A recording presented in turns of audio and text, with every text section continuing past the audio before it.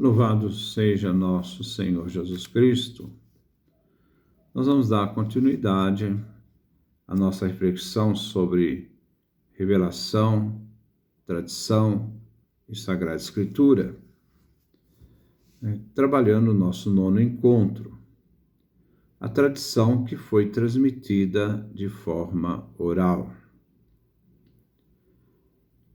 A segunda fase da tradição do Novo Testamento, que abrange as tradições da vida de Jesus, no período que vai desde a sua morte até a redação escrita, deixa naturalmente em suspenso nossa expectativa. Então, desde a morte de Jesus até os primeiros escritos, os textos do Novo Testamento.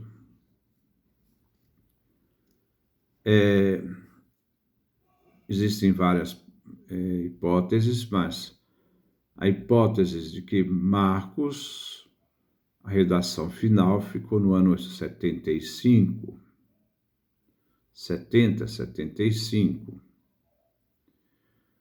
praticamente 40 anos, ou 45 anos depois da morte de Jesus. Nós temos o texto da redação de Marcos, a redação final. Redação de Lucas e Mateus, ano 85. Ano 85, 55 anos depois da morte e ressurreição de Jesus. Então, nós temos todo esse período de tradição oral até chegar ao texto final escrito. Embora Papias de Herápolis já dizia que existia um primeiro escrito de Mateus, que foi escrito em língua hebraica, depois traduzida para a língua grega. O Evangelho de João, no ano 100, praticamente 70 anos depois da morte de Cristo. Então, nesse período, existe uma tradição oral centrada sobre vários eventos e várias situações, palavras de Jesus Cristo. Então,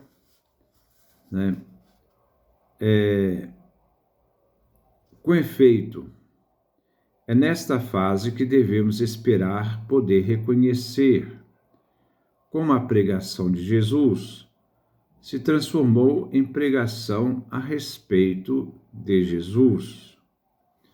A pregação de Jesus, que foi anunciada por Jesus, a partir do momento em que ele ressuscita, a pregação de Jesus se torna agora a pregação a respeito de Jesus. Jesus inicia anunciando o reino de Deus, chamando as pessoas à fé, à adesão à sua mensagem, aderindo à sua mensagem, se aderir a Jesus, o autor, aquele que era responsável, que o Pai enviou responsável pela mensagem. A partir do momento da ressurreição, a pregação agora se torna a respeito de Jesus. Jesus se torna o centro da pregação. É natural que esperemos também descobrir aqui quais os motivos, a lei, a modalidade de interpretação que nesse período exerceram maior influxo. Neste particular, nós temos um método exegético chamado histórico formal. Esse método proporcionou considerável ajuda nesses últimos decênios. Embora a posição dos exegetas em relação a uma série de minúcias, isto é, quando, onde, por quem foi determinada passagem escrita, interpretada, esteja longe de ser unânime, contudo, descobriu-se muita coisa que esclarece o processo da tradição oral. Assim, por exemplo, no que se refere à forma literária e à língua usada, ao estilo e ao interesse revelado pelo texto, chegou-se a descobrir com maior clareza se uma parte do texto sofreu ou não importantes alterações, devido ao contexto em que se situa aquele texto. Algumas alterações referentes ao acento, ao fraseado, ao sentido, às omissões.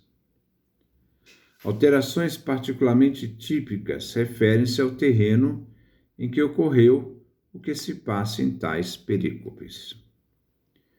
De fato, essas alterações corresponderam geralmente a determinadas necessidades relativas ao pregador e à comunidade respectiva, por exemplo, a missão, catequese, liturgia, polêmica. Se de tais alterações excluirmos a intervenção do próprio punho do evangelista, que escreveu o texto, veremos então nessas mesmas alterações os motivos que nelas intervieram, ao tempo da tradição pré-literária, tal como a cristandade palestinense, a cristandade judaico-helenística ou a cristandade helenística pagã. A questão da situação vital da comunidade é a chave principal que nos ajuda a descobrir até que certo ponto houve essa tradição oral. A aplicação dos dados que nos foram fornecidos a determinadas questões da comunidade cristã pós-pascal, por exemplo, qual a atitude dos cristãos diante da lei, quem é Jesus, quando regressará ele de novo, etc., fornece indícios que já marcaram a tradição na fase oral e que foram a seguir incorporadas na forma escrita. Nenhuma disciplina teológica pode considerar os evangelhos como mero e estrito livro sobre Jesus. Então não é ali uma crônica sobre Jesus. É um anúncio sobre Jesus, é um querigma. Não pode, portanto, ler o que nele se encontra sem levar em consideração os aspectos da tradição e da sua redação do texto bíblico histórico. Não pode deixar de cotejá-los com o que ocorreu ou o que se dizia no tempo de Jesus. Nós sabemos que uma das fontes dos textos que foram transmitidas ao evangelista estão as testemunhas oculares, que provavelmente relataram as situações que viveram com Jesus, e que depois o evangelista, ao poder escrever o seu texto, ele então vai colocando essas testemunhas, umas são nomeadas, outras não são nomeadas, porque elas são colaboradoras para que darão validade àquilo que o evangelista está escrevendo. A tradição ocorreu sempre com vistas à atualização do querigma, do anúncio. Não podemos, por isso, esquecer-nos de que a fidelidade ao que foi transmitido por tradição tem aqui também importante papel a desempenhar. Os evangelistas foram fiéis à tradição recebida. Não foi invenção, Eles foram fiéis à tradição recebida. Essas tradições orais. Muitas vezes tem as testemunhas orais das experiências que eles tiveram com Jesus e depois as transmitiram. Percebe-se isso na preservação relativamente constante da forma. Embora muitas perícopes, passagens individuais, tenham sido incorporadas em trechos e conjuntos, muitas formas, entretanto, foram conservadas. Sem dúvida alguma, existem certas formas mais caracterizadas e mais constantes, por exemplo, as palavras de Jesus, as fórmulas de fé. Ao passo que outras unidades, alguns trechos narrativos, passaram por um processo de mais visíveis alterações. Mas justamente só porque certos elementos formais permaneceram relativamente constantes, desde a primeira formulação até a redação literária, é que podemos destacar os acentos introduzidos neste meio tempo e distinguir umas das outras as várias intenções e tendências. Até que ponto chegou a fidelidade aos dados da tradição, em que as necessidades atuais influenciaram o conteúdo e a forma no processo de transmissão e no momento em que essa se operou, é coisa que só se pode provar por ocasião do estudo de cada passagem em particular. É tarefa que pertence aos exegetas. De modo geral, a fase da tradição puramente oral permanece ainda envolta em trevas. Existe aqui um período de muitos decênios, durante as quais se perfez o processo da tradição e da interpretação. Houve também interferência de muitos autores e grupos, discípulos, apóstolos, profetas, mestres, comunidades em Jerusalém, Antioquia e em outras partes. Todo esse conjunto teve sua parte diante do problema da tradição e da interpretação. Sobre essas bases, percebe-se agora como o próprio problema da autoria do Novo Testamento se prende à questão da tradição. Este último problema fornece também uma chave para a solução daquele. Quanto mais penetrarmos na Escritura do Novo Testamento, quanto mais distinguirmos sua presença nas tradições que a precederam, quanto mais conhecermos como se conservam tais tradições e quais foram as situações várias que as modificaram, tanto mais claramente se nos deparará o próprio fato da tradição.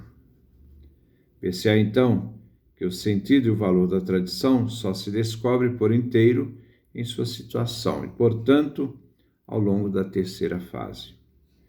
Surge então outra tarefa, a de se lançar um olhar retrospectivo, voltar atrás, sobre o que ocorreu antes, em termos de tradição, ou seja, sobre a segunda fase.